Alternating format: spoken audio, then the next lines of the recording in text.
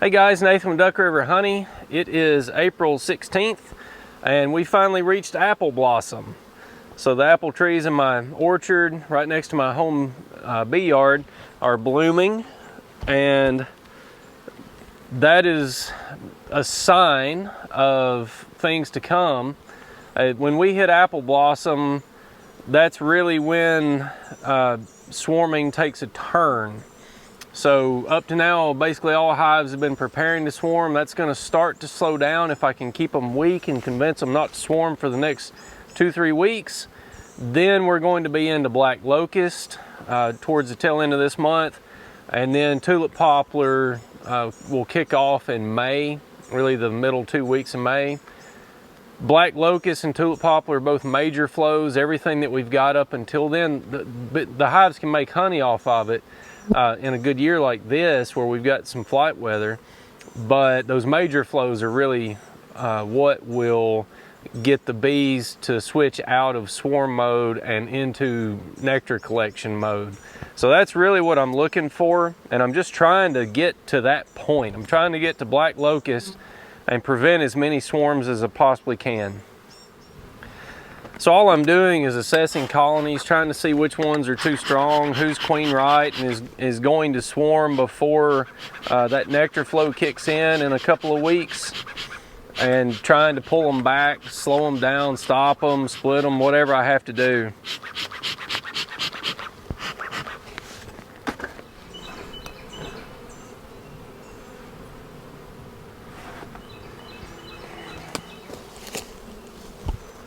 They're putting nectar in there. That was an empty super I put on, and it's got weight in it. They're getting that out of the trees somewhere. All right. Now this is a split that I made a few weeks ago. I checked back in. The bottom was queenless, and they were trying to return an emergency queen. So the bottom here is a walkaway split. This top was queen right.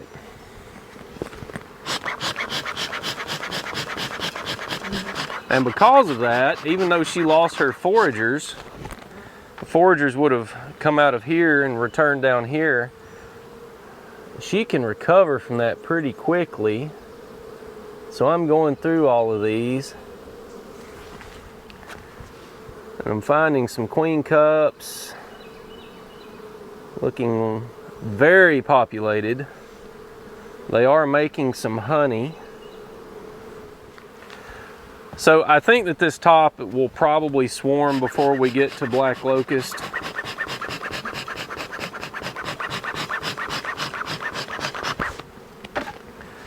So I'm gonna try to find some kept brood in here and give it to the bottom box.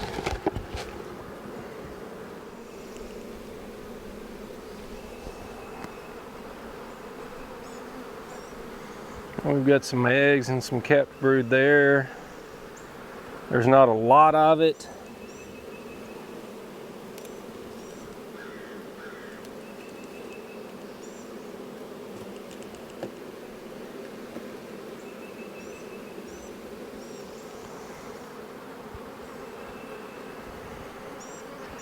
That's a lot more emerging brood there. Sort of what I'm looking for. This will pull them back.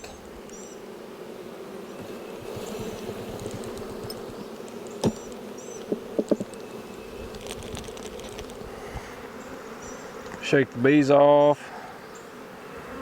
Check again for the queen.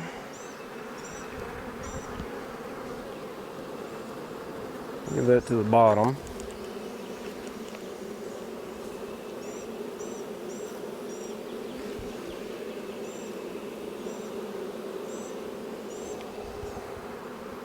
There is a full sheet right there.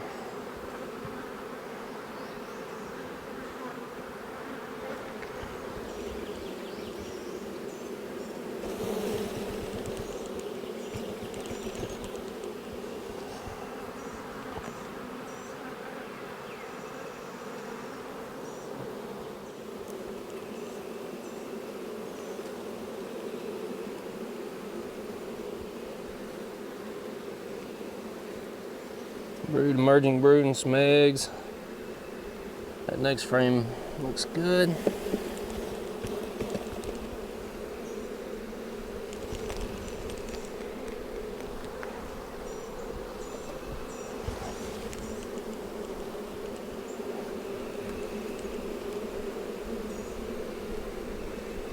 That is solid brood there.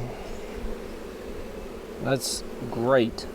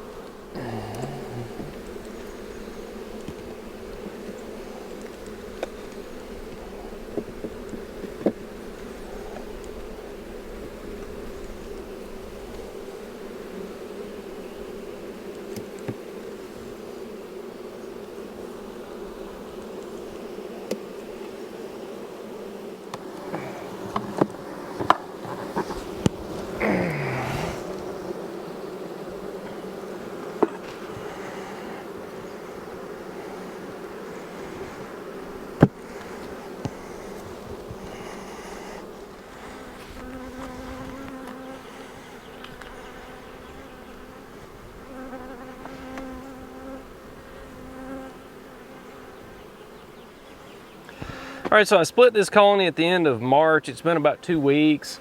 So this bottom portion will remain queenless for about another 2 weeks. It really takes about a month on a walkaway split to get eggs, and then 3 weeks after that to get another brood cycle. So this bottom portion was going to continue getting weaker, and the top was going to continue getting stronger. And I don't think this top is going to make it to the flow before they swarm. So I pulled 4 frames of brood out, capped brood, gave that to the bottom. That should boost them and weaken the top. Hopefully, I can get both of them to the flow. Now the beauty of this system, Rick Sutton talked about this double queen system at Hive Life, and I think there's a lot of different ways that you can play this.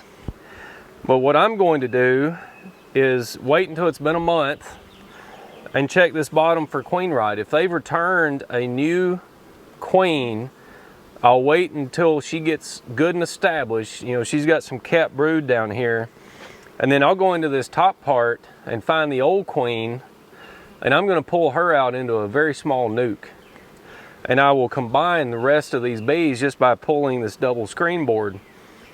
At that point, I've got a new queen in the bottom. New queens are much less likely to swarm even if they're in a really big hive. That's the beauty of that. Even though this is an emergency queen, which you can argue is inferior to a swarm queen or even a supersedure, or a grafted queen that you intentionally make. You can make that argument. So if the bottom returns a queen, I'll make a nuke with the old queen. If the bottom fails to return a queen, I'll pull the double screen board and let the old queen have this hive back. But at that point, it's going to be 6 boxes high and packed full of bees. And if I pull that right at the right time, when we hit a major flow and the weather looks good for the next couple of weeks, they're going to go out and make honey and probably not swarm, because I've held them back from swarming late enough in the year that they just turn their attention to gathering honey. That's the point of all these maneuvers.